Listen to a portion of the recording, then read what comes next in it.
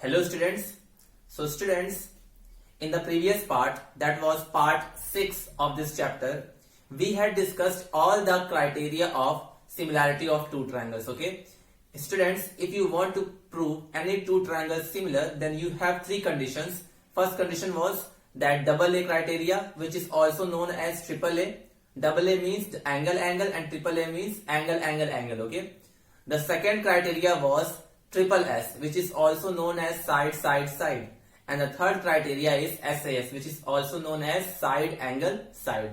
And based upon that criteria, student, we have solved one examples of that. Okay, so today we are going to begin our exercise 6.3 with some important questions. Okay, so our first question of exercise 6.3 is that state which pairs of triangle in figure 6.34 are similar. Okay, you have to tell which pair of triangles are similar. After that, write the similarity criterion used by you for answering the question, and also write the pair of similar triangles in the symbolic form. Means student, in the first question of exercise 6.3, in the figure 6.34, there are some parts, that is part 1, part 2, part 3, part 4, part 5 and part 6. And all these parts having two triangles, and you have to see them whether they are similar or not. If they are similar, then you have to mention that by which criteria they are similar, and you have to represent them, these two triangles, in the symbolic form. Okay, if you don't have your NCERT book, please keep it with you. Okay, so I'm going to solve, student, the first part of first question. Okay, see, there are two triangles are given. First triangle is triangle ABC, and angle A is 60, angle B is 80, and angle C is 40. Okay, and the second figure is PQR. In PQR, angle P is 60, angle Q is 80, and angle R is 40. So you have to see them whether they are similar or not. So see, student, in the triangle ABC, angle A is 60, and in the triangle PQR, angle P is also 60. Okay, means these two angles are equal to each other. Similarly, in this triangle, angle B is 180 degree, and in this triangle, angle Q is 80 degree. And in this figure, angle C is 40, and in this figure, angle R is 40. So it means that all the corresponding angles of these two triangles are equal to each other. And if any two triangles in which all the corresponding angles are equal to each other, so these triangles are similar to each other. By which criteria? Because all angles are equal now. So these two triangles can be similar by double A criteria or triple A criteria. Okay, so you will write like this: because angle A is equal to angle P, angle B is equal to angle C, angle B is equal to angle Q, and angle C is equal to angle R. So all the corresponding of angles of these two triangles are equal. So by triple A criteria, either triple A criteria or double A criteria, because for proving any two triangles similar, we need only two angles, because when two angles will be equal, then third will automatically equal. That's why double A is also known as triple A. So in place of triple A, you can write double A, or in place of double A, you can write triple A. So by triple A criteria, angle A is correspond to angle P, angle B is correspond to angle Q, and angle C is correspond to angle R. So what will the triangle? Triangle ABC will be similar to triangle PQR. ठीक है, ये तो बहुत simple था. ठीक है, so by which criteria? By double A criteria. पहले तो हमने बता दिया कि दोनों सिमिलर होंगे. सिमिलर इसलिए होंगे क्योंकि corresponding angles इक्वल है, और corresponding angles इक्वल है, तो by triple A criteria they will be similar, और इनको मैंने symbolic form में represent कर दिया. ठीक है, now second part, 2 or 3 parts I can tell you so that you can understand this type of question. Suppose this is ABC.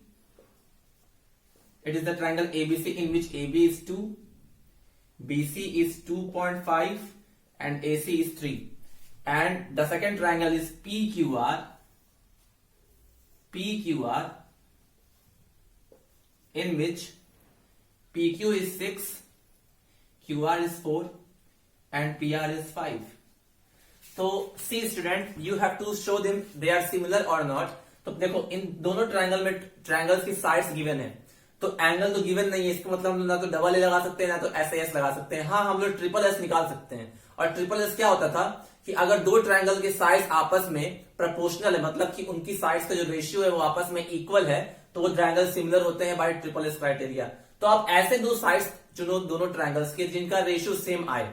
तो देखो अगर मैं इसमें 2 ले लूं और इसमें मैं क्या ले लूं 4, देखो यहाँ पे 2 2.53 2 2.53, इस ट्रायंगल की जो साइड है वो इंक्रीज कर रही है ना, 2 2.53, इसकी भी इंक्रीज कर रही है 4 5 और 6, ठीक है 4 5 और 6।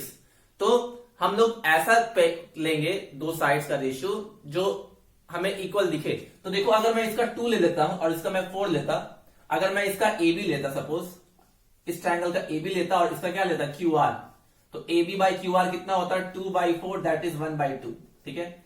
सिमिलरली अगर मैं इसका बीसी लेता और इसका क्या लेता आरपी, बीसी एंड आरपी, तो ये हो जाता 2.5 divide by 5 is equal to 1/2। And similarly इसका मैं अगर एसी लेता, एसी या सीए, अगर मैं इसका सीए लेता तो उसका मैं क्या लेता पी क्यू, तो ये भी क्या आता 3/6, दैट इज 1/2।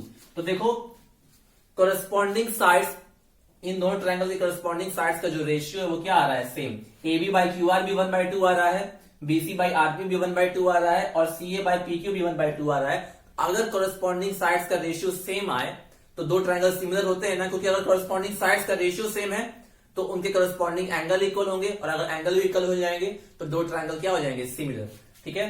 तो अब ध्यान देने की बात यह है, चलो कोरस्पॉन्डिंग साइड का रेशियो तो सेम आया हमारा, यानी कि A B by Q R is equal to B C upon R P is equal to C A upon P Q, ठीक है, C A upon P Q. So by triple S criteria, by triple S criteria, क्योंकि corresponding sides का ratio क्या है same, by triple S criteria I can write, अगर मैं इसका ABC नाम लूंगा स्टूडेंट, ट्रायंगल का नाम क्या लूंगा एबीसी। तो अब ध्यान दो एबीसी आपने कैसे लिखा है, आप 2.5 मतलब ए से बी के गए, बी से सी तक गए, ठीक है। तो वैसे ही आपको जाना है इस ट्रायंगल में भी नाम लिखने के लिए। तो कैसे, देखो हमने इसमें छोटे ट्रायंगल से, छोटे साइड से स्टार्ट किया था, हमने 2 से हम 2.5 गए थे और 2.5 के बाद 3 जाओगे क्योंकि साइक्लिक ऑर्डर में होगा। तो मैंने इसका नाम लिखा ए बी सी, ठीक है। ऐसे ही मुझे लिखना है इस ट्रायंगल का नाम, तो मैं छोटे से बड़े की तरफ जाना है, मुझे 4 से 5 की तरफ जाना पड़ेगा। तो मैं पहले क्या नाम लिखूंगा, पहले लिखूंगा क्यू, क्यू के बाद आर, देन पी, और दैट विल बी सिमिलर। हो गया, यही तो होगा ए बी सी, क्योंकि आप 2 से 2.5 तक गए, मतलब कि आप ऐसे जा रहे हो, आप छोटे से बड़े की तरफ जा रहे हो। तो वही पैटर्न आपको इसमें ही फॉलो करना पड़ेगा ट्रायंगल का नाम लिखने के लिए। मैंने आपको बताया था ट्रायंगल का नाम बहुत इंपॉर्टेंट होता है, उसका सीक्वेंस बहुत इंपॉर्टेंट होता है। तो जैसे मैं इसमें गया था वैसे मैं उसमें जाऊंगा। मैं यहां से 2 से स्टार्ट किया था, मतलब कि सबसे छोटी साइड से स्टार्ट किया था, और 2.5 के इस पॉइंट तक गया था, क्योंकि ट्रायंगल में 3 ही पॉइंट होते हैं। तो मैं ए से बी तक गया, बी से सी तक गया। अब आप ये पूछोगे सर हम लोग क्यू से आर तक गए, तो आर से क्यू तक भी जा सकते हैं, जा सकते हो, लेकिन जब आर से क्यू जाओगे तो क्यू के बाद पी, यानी कि आप 4 से डायरेक्टली 6 पे जा रहे हो, तो उस केस में आपको इसमें क्या करना पड़ता, आप बी से ए तक जाते और ए से सी तक जाते।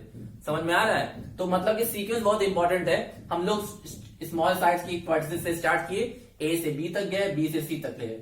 पहले ट्रायंगल का नाम तो आप कैसे भी लिख सकते हो, और दूसरे ट्रायंगल का नाम पहले ट्रायंगल को देख के लिखो, कि जैसे आपने पहले ट्रायंगल लिखा था वैसे ही दूसरा ट्रायंगल। तो मैंने इसमें एबीसी लिखा, तो इसमें क्या हो जाएगा Q R P, that will be similar by triple S criteria. और एक चीज और देखो, अगर दो ट्रायंगल सिमिलर है तो करस्पॉन्डिंग साइड्स का रेशियो सेम होगा ही नहीं। तो अगर मैं इसका ए बी लेता, मान लो अगर मैं इसका ए बी लेता, तो इसका कौन सा साइड लेता क्यू आर, इन दोनों का रेशियो जो कि हमने निकाला था A B by Q R. Similarly अगर मैं इसका बीसी लेता तो इसका क्या लेता आरपी, बीसी और आरपी, तो बीसी और आरपी निकाला था हम लोगों ने। सिमिलरली मैं इसका अगर सीए लेता तो मैं इसका क्या लेता पीक्यू। तो जैसे मैंने निकाला था बिल्कुल वैसे ही नाम लिखा। तो इसीलिए कहा जाता है ordering is very important while writing the name of the triangle. So like this way student you can solve these type of question. Okay, one more part I can tell you so that you can do the remaining parts. Now third part, okay, I hope it is clear to you.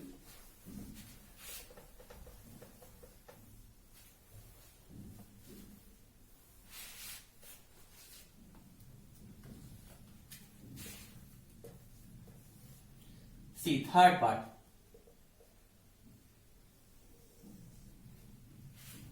Third part is one triangle is LMP, in which LM is 2.7, MP is 2 and it is 3. And next one is triangle DEF, in which DE is 4, it is 5, it is 6. ठीक है। अब ध्यान दो student, आपको बताना है कि क्या दोनों ट्रायंगल सिमिलर है कि नहीं। तो इसमें भी दोनों साइड्स दी हुई है, दोनों ट्रायंगल्स दी हुई है और दोनों ट्रायंगल की सारी साइड्स दी हुई है। तो हम लोग को ऐसी दो साइड लेना है ऐसी दो साइड लेना है दोनों ट्रायंगल के एट अ टाइम वन, कि उनका रेशियो इक्वल है। तो सोचो अगर यहां देखो 2, 3 और 2.7 है, देखो 2, 3 और 2.7, तो एक पैटर्न बना लो अपना स्टूडेंट, एक पैटर्न बना लो कि जैसा पैटर्न मैं इसमें फॉलो कर रहा हूं वैसे पैटर्न मैं इसमें फॉलो करूंगा। 2, 3 एंड 2.7। अगर मैं इस ट्रायंगल का नाम लिखता स्टूडेंट, इस ट्रायंगल का नाम मैंने लिखता MPL, ठीक है, MPL। तो इस MPL में मैं पहले 2 था, फिर 2 के बाद डायरेक्टली मैं 3 तक चला गया। अब इस ट्रायंगल की जो साइड है वो है 2 है, 2.7 है और 3 है, मतलब कि सबसे छोटी साइड 2 है और सबसे बड़ी साइड 3 है। और मैंने ट्रायंगल का नाम कैसे लिखा है, 2 से मैं डायरेक्टली 3 पे गया हूं, मतलब कि मैं छोटी से डायरेक्टली बड़ी पे गया हूं। तो 2 वाला पॉइंट M था, तो MPL, तो इस ट्रायंगल का नाम हो गया। अब यही पैटर्न आपको किसमें फॉलो करना है, इस ट्रायंगल में। तो यानी कि मुझे छोटे से डायरेक्टली बड़ी पे जाना है, तो छोटी से डायरेक्टली बड़ी पे कैसे जाओगे, ऐसे जाओगे। अगर मैं DEF लिख दूंगा तो 4 से मैं 5 तक गया था, जो कि 5 हमारा ग्रेटर साइड नहीं है। तो ये सब मैं इसलिए बता रहा हूं ट्रायंगल का नाम लिखने के लिए। तो अब आप क्या करो, E से आप F तक जाओ इस ऑर्डर में। तो E से D जाओगे तो 4 आएगा और D से F जाओगे तो 6 आएगा। तो इस ट्रायंगल का नाम लिख दिया मैंने EDF। जैसे इसका लिखा था 2 से मैं डायरेक्टली 3 पे गया, वैसे मैं इसका लिखा EDF। अब जरा फाइंड करके देखो करस्पॉन्डिंग साइड का रेशियो। इसमें मैं अगर MP लेता हूं, सपोज MP, इसका मैं अगर MP लूंगा तो इसका मैं लूंगा ED, ठीक है। फॉर एग्जांपल MP कितना है 2 एंड ED कितना है 4, तो 2/4 दैट इज 1/2, ठीक है। चलो ये एक रेशियो आ गया। आफ्टर दैट अगर मैं इसका PL लूंगा, PL, तो इसका क्या लेना पड़ेगा DF। इसका अगर मैं साइड PL लूंगा तो इसका क्या लेना पड़ेगा DF। तो PL/DF, PL is 3 and DF is 6, that is 1/2। अच्छा, अब देखो ये दोनों ले लिया मैंने, ये दोनों ले लिया। कौन कौन सी साइड बच गई, पहली ML बच गई, मतलब कि इसमें ML बच गई। तो अगर मैं इसमें ML लूंगा, M और L, तो इसमें क्या लूंगा EF। ML को आप LM भी ले सकते हो, अगर LM लिखोगे तो F ही हो जाएगा। तो ML is 2.7 and it is EF is 5 and it will come around 0.54, ठीक है। अब ध्यान दो student, 1/2 and 0.54 is all the ratios are equal. क्या इन दोनों ट्रायंगल के साइड्स करस्पॉन्डिंग साइड का रेशियो सेम है? तो दोनों ट्रायंगल की करस्पॉन्डिंग साइड्स का रेशियो सेम नहीं है, ठीक है। दोनों साइड, क्योंकि देखो एक 1/2 आया, दूसरा 1/2 आया, तीसरा 0.54, इन दोनों की वैल्यू 0.5 होगी। इसकी भी वैल्यू 0.5, इसकी भी वैल्यू 0.5, बट इसकी 0.54 which is not equal. So what we will write, और एंगल दिया नहीं हुआ है, एंगल तो दिया ही नहीं हुआ है। एंगल होता तो हम लोग AA से भी चेक कर लेते या SAS से भी चेक कर लेते। तो एंगल नहीं दिया था, केवल साइड दिया था, इसलिए हम लोग साइड्स का रेशियो निकाला। और जब साइड्स का रेशियो निकाला स्टूडेंट, तो हमको रेशियो इक्वल नहीं मिला, ठीक है। तो क्या लिखोगे आप, because the ratios of corresponding sides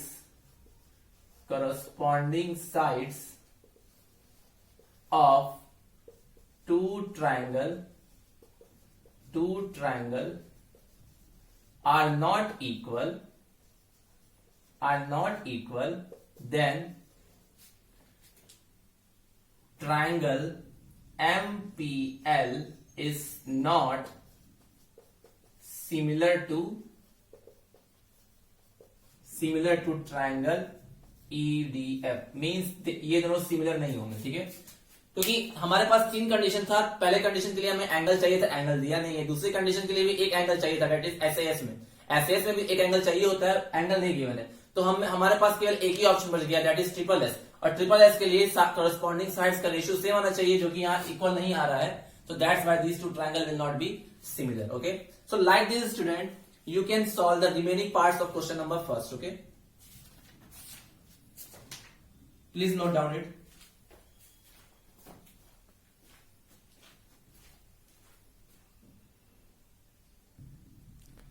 Now student, second question. In this second question student, two triangles are given, that is triangle ODC and triangle OBA, which are similar, and angle BOC is equal to 125 degree and angle CDO is 70 degree. So you have to find angle DOC, angle DCO and angle OAB. So figure is given student. It is very simple question. It is very simple question. Two triangles are given similar and few angles are given. So you have to find the remaining angles. So this question you can do by yourself. If two triangles will be similar, then the corresponding angles will be equal. So you can apply that concept, and remaining you can solve by the previous geometry knowledge. Okay. So I am going to solve third question, which is very important. Okay. Third question is that diagonals AC and BD of a trapezium ABCD with AB parallel DC intersect each other at point O. Using a similarity criterion for two triangles, show that OA upon OC is equal to OB by OD. Okay. So now, first we will draw a trapezium. We know that in trapezium, one pair of opposite sides are parallel and the another pair of opposite sides are not parallel. So it is the trapezium ABCD in which AB parallel DC and the diagonal AC and BD intersect each other at point O. So first we will draw the diagonals.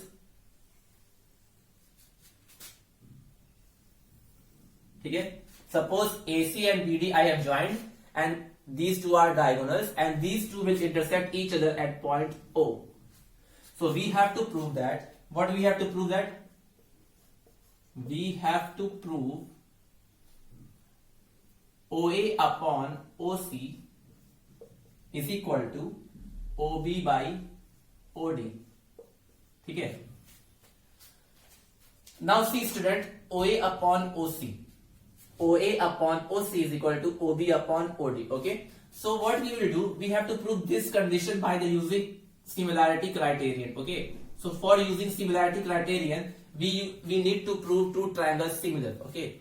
So which two triangles we will make it similar? So we will make similar two triangles, that is AOB and COD.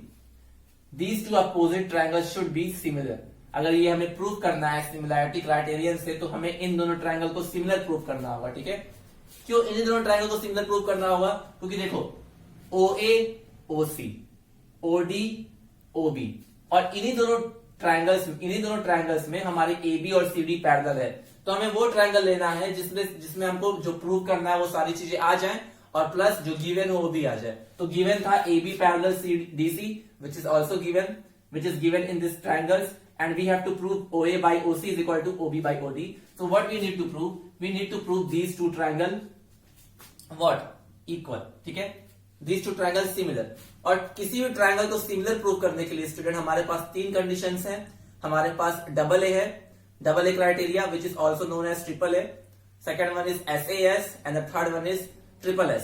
तो SAS और triple S apply करने के लिए आपको sides पता होने चाहिए, जो कि इस ट्रायंगल में कुछ पता नहीं है। इस ट्रायंगल में ये नहीं दिया हुआ है कि ये वाली साइड इतनी है, ये वाली साइड इतनी है, या ये वाली साइड इसके इक्वल है, या एक एंगल इतना है, एक एंगल इतना नहीं है। ये सब कुछ पता नहीं है। तो हम लोग को SAS तो नहीं लगा सकते, ना तो SAS लगा पाएंगे ना तो ट्रिपल S लगा पाएंगे, क्योंकि SAS और ट्रिपल S में हमको साइड्स पता होनी चाहिए। तो हम लोग के पास एक ऑप्शन बच गया, पहला criteria, that is double A या ट्रिपल ए। तो पहले देखते हैं क्या इन दोनों ट्रायंगल को हम लोग सिमिलर प्रूव कर सकते हैं। और सिमिलर प्रूव करने के लिए अगर दोनों ट्रायंगल से कोई भी दो एंगल इक्वल कर दे तो वो सिमिलर हो जाएंगे। ठीक है, तो देखो अगर मैं ये दो ट्रायंगल लेता फॉर एग्जांपल, तो हमारा ये वाला एंगल इसके इक्वल हो जाता, होता कि नहीं, vertically opposite angle.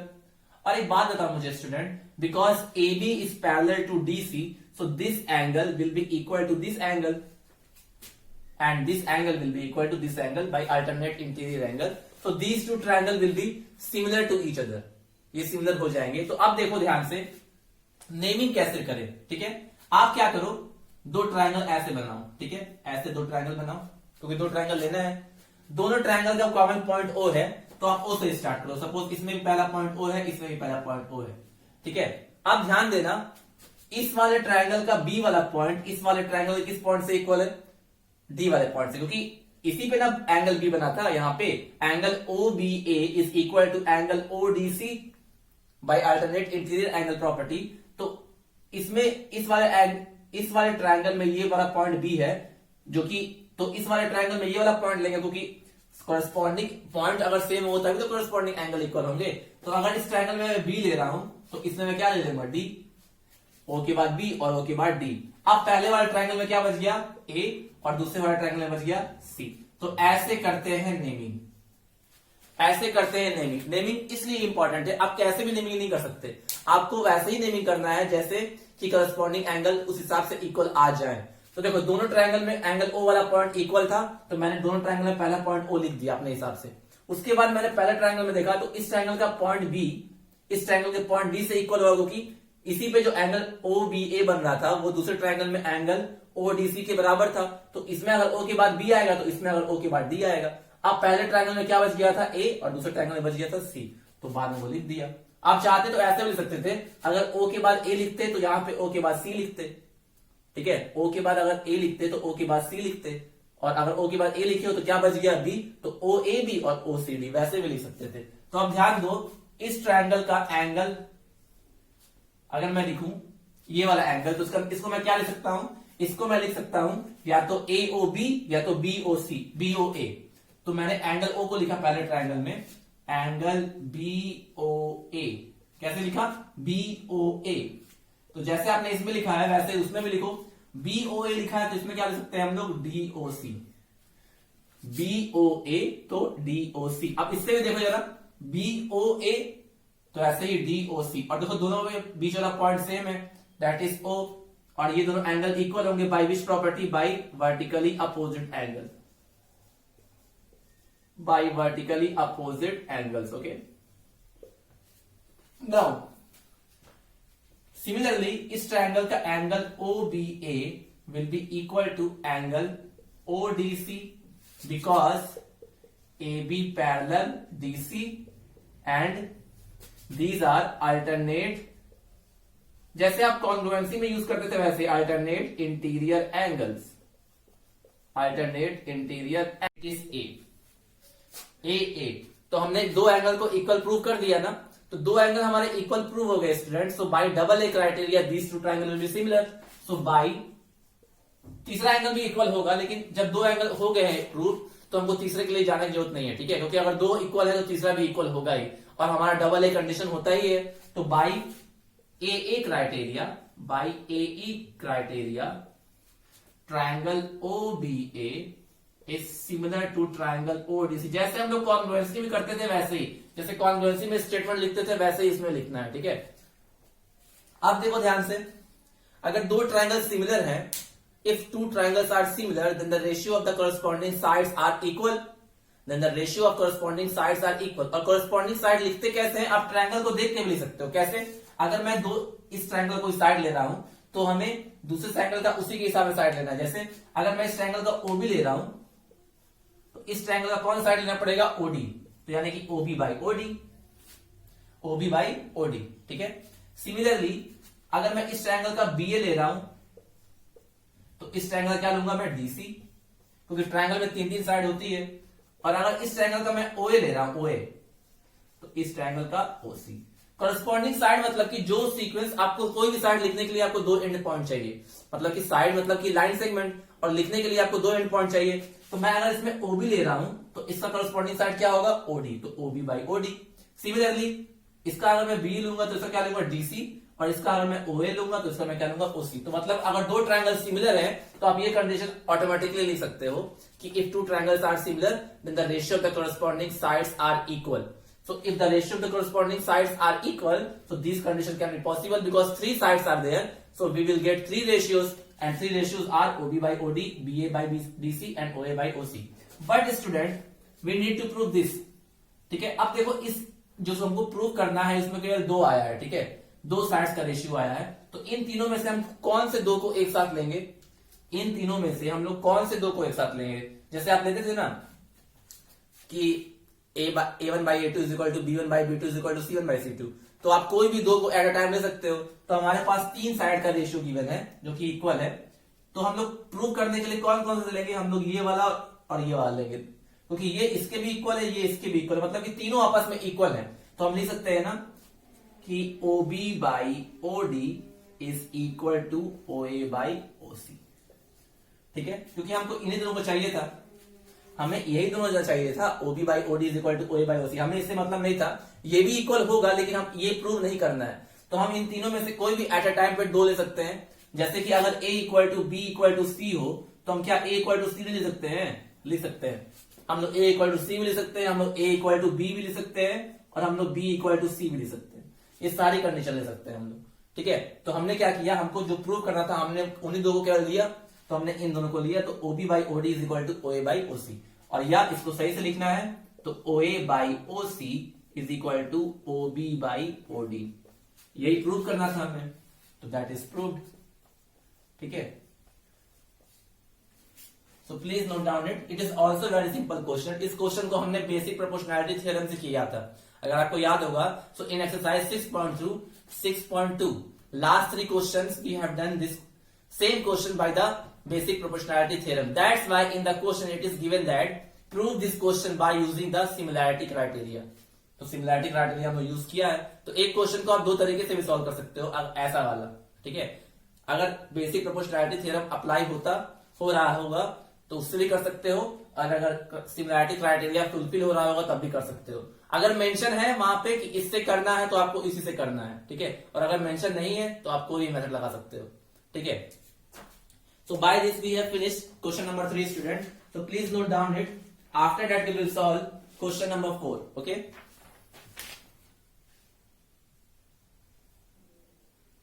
now student, question number 4. In this question number 4 student, in figure is given QR upon QS is equal to QT upon PR. Okay, and angle 1 is equal to angle 2. Then show that triangle PQS is similar to triangle TQR. ठीक है, so let's draw the diagram first.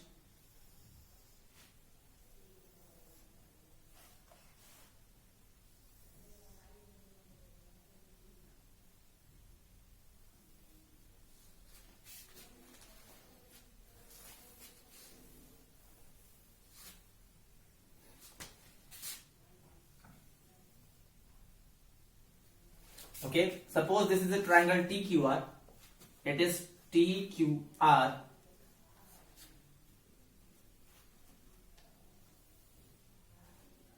It is P, it is S, and it is PR.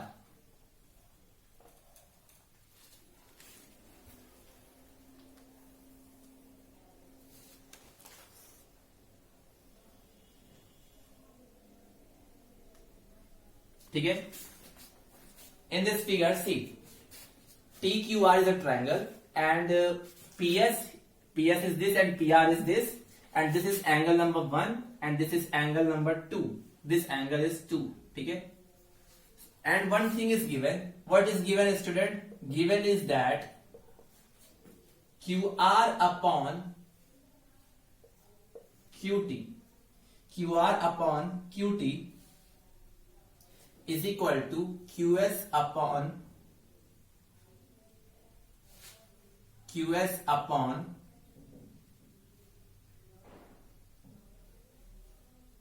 PR. Okay, this is given, not this is given, actually this is given. I can write again, QR upon QS is equal to QT upon PR. ठीक है, and angle 1 is equal to angle 2. So we have to prove that we have to prove that student triangle PQS is similar to triangle TQR. ठीक है, we have to prove these two.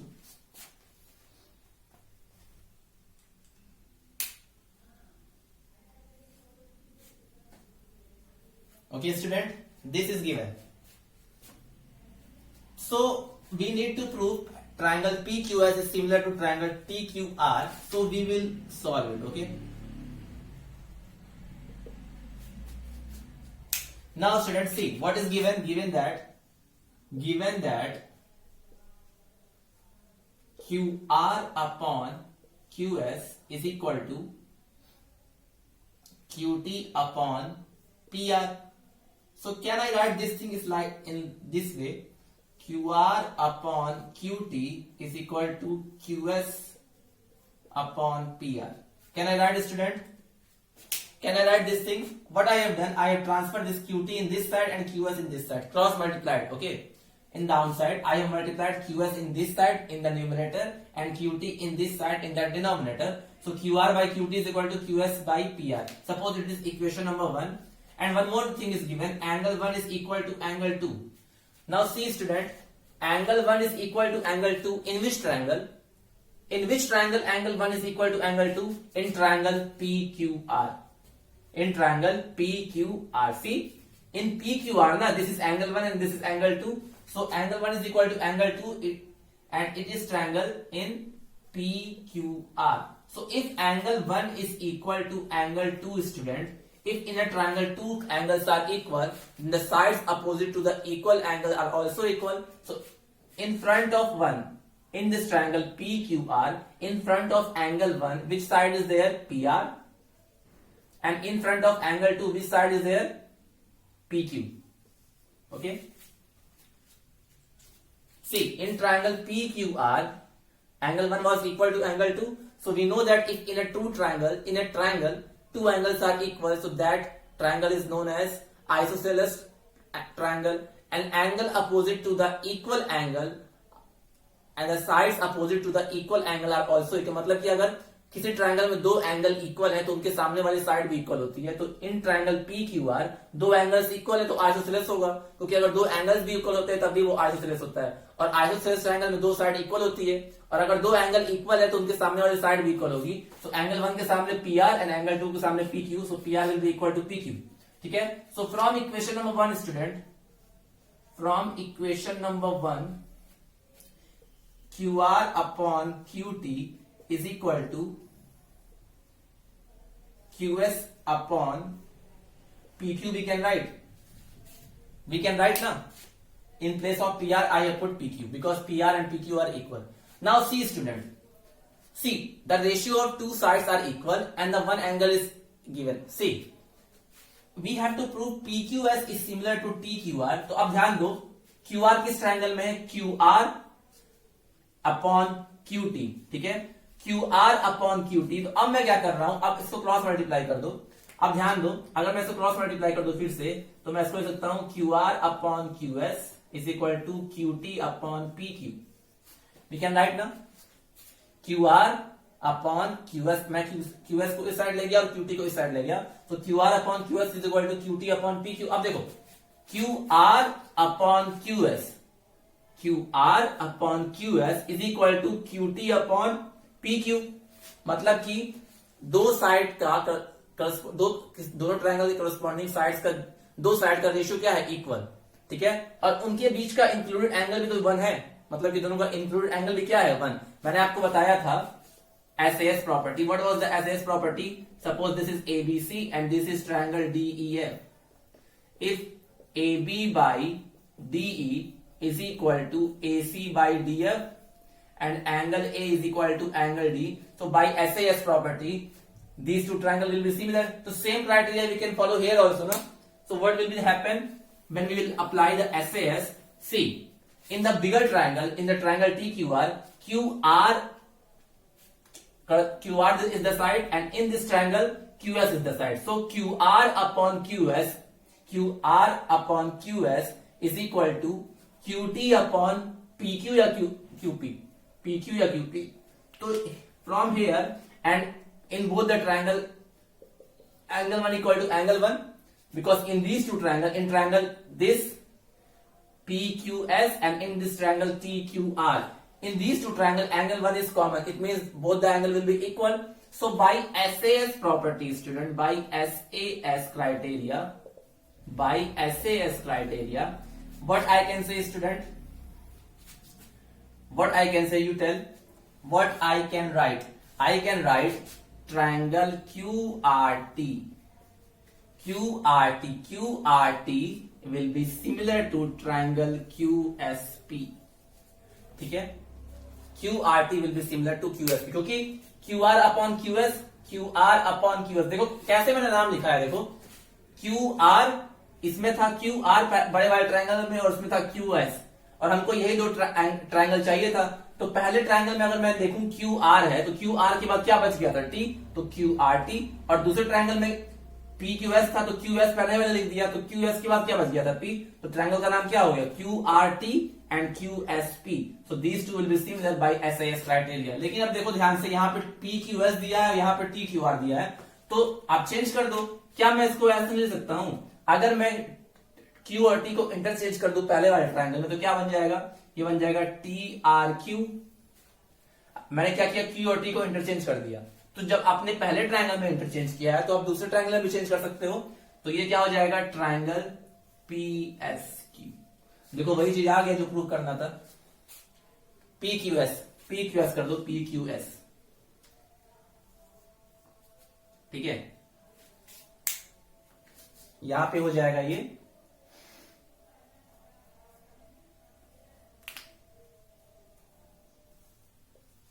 okay, this will happen. So TRQ will be similar to triangle PQS.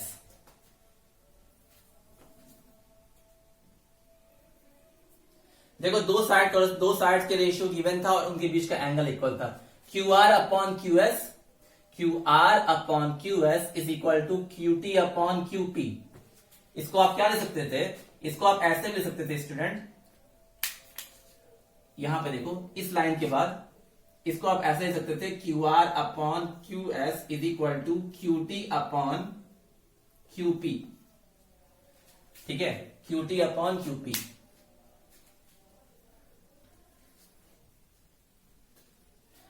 आप इसको ऐसे भी लिख सकते थे,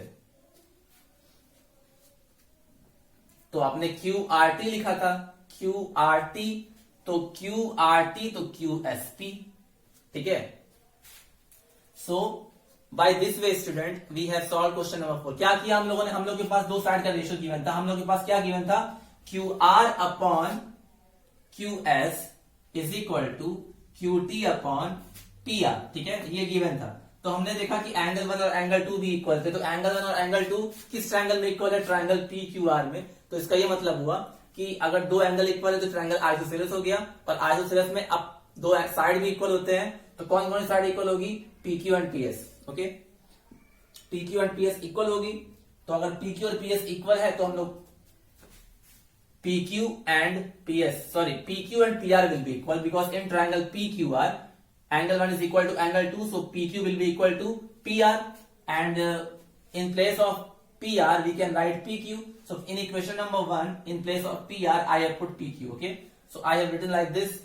After that in both the two triangles this angle was common, because angle 1 is common in between these two triangles. So कि जिन दो triangle को हमको सिमिलर प्रूव करना है स्टूडेंट, जिन भी दो ट्रायंगल को हमको सिमिलर प्रूव करना है, उसमें देखो Q वाला पॉइंट सेम है, Q वाला पॉइंट कॉमन है, तो अगर Q वाला पॉइंट कॉमन है तो दोनों सेम ही होगा, so that two angle will be same, so the ratio of two sides are equal and the included angle is also equal.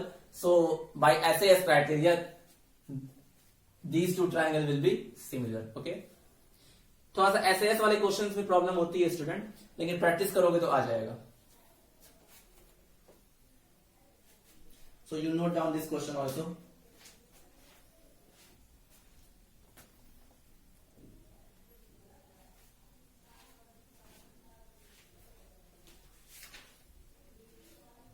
So student, up to question number 4 we have discussed. Question number 5 and question number 6 you can do by yourself, okay।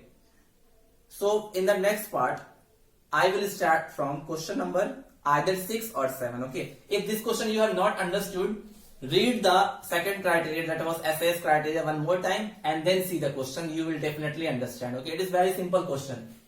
खुद देखो आप, ये और ये दिया हुआ है, इसका मतलब ही है कि कहीं ना कहीं हमारा SAS लगेगा, क्योंकि SAS में दो साइड का रेशियो इक्वल होता है और एक एंगल इक्वल होता है. तो ये वाला एंगल इक्वल था दोनों में, PQS में भी और TQR में भी. ये दोनों एंगल क्या था, common.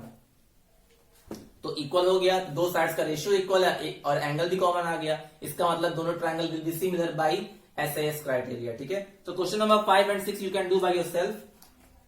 If you will not solve question number 6, then I will explain in the next class. Okay, so from next class I will start either from question number 6 or 7. Okay, because if you will solve few question by yourself, then you have build your confidence. You should build your confidence. अगर आप खुद से solve करोगे तभी आपको समझ में आएगा. ठीक है, if you will solve from yourself, then only you can believe that yes, I can solve this type of questions. Okay, so solve the question properly. And after this exercise, I will tell you one or two theorem based upon exercise 6.3. Then we will start Pythagoras theorem. Okay. So whatever question I told you, please solve, and the remaining question we will discuss in the next part of the video. So till then, students, have a nice day. Take care. Thank you.